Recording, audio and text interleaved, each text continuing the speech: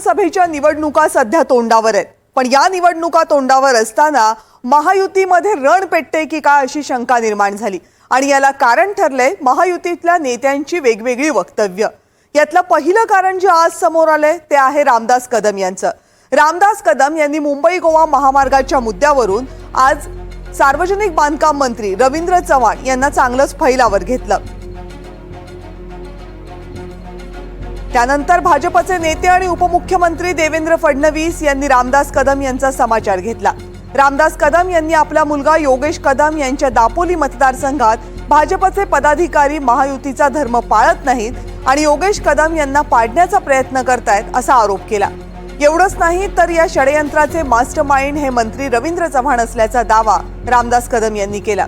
हा आरोप करत असताना अशी स्थिती राहिली तर महायुतीचं भवितव्य धोक्यात येईल असा इशाराच कदमांनी दिलाय।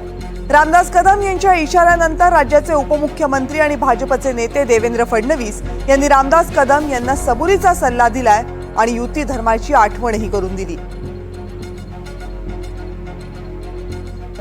पण दापोलीची शिवसेना दापोलीची जी भाजपची मंडळी आहे त्या अक्षरशः महत्वाकांक्षा घेऊन पुढे चालले।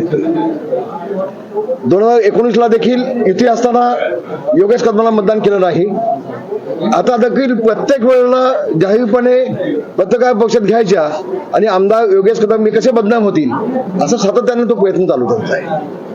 सातत्याने चालू आहे। मी तक्रार केल्या, मी देवेंद्र फडणवीसांना बोललो आणि मी 8 दिवस झाले मी आदरणीय मोदी साहेब, आदरणीय शहा साहेब, आदरणीय मोहन भागवतजी या सगळ्यांना मी पत्र लिहिले, मी तक्रार केले की थांबवा, आम्ही विश्वास ठेवून तुमच्याकडे आलोय, आमचा विश्वासघात होतोय या दापोलीच्या भाजपच्या पदाधिकाऱ्यांकडून असे मी पत्र लिहिले आहेत आणि त्याची कॉपी मी 2 दिवसामध्ये आमचे देवेंद्र फडणवीस चांगली व्यक्ती असं आहे की अशा प्रकारचे आरोप करणं हे कुठल्या युती धर्मात बसतं। त्यामुळे जर रामदास भाईंचं काही म्हणणं असेल तर त्यांनी अंतर्गत ते मांडलं पाहिजे। अशा प्रकारे प्रत्येक वेळी भाजपच्या नेत्यांना वेठीस धरणं यातनं मला असं वाटतं की एक चांगली भावना तयार होत नाही। तथापि भाईंचं काय म्हणणं आहे मी समजून घेईन आणि त्यातनं मार्ग काढायचा प्रयत्न करेन। असं वारंवार रामदास भाई टोकाचं बोलतात, त्यांनी आमची मनं देखील दुखावली जातात। शेवटी आम्ही माणसं आहोत, 50 गोष्टी आम्हाला देखील त्याच्या उत्तरादाखल बोलता येतील। जे मोठे नेते आहेत त्यांनी काहीतरी त्या ठिकाणी मला असं वाटतं पथ्य पाळलं पाहिजे।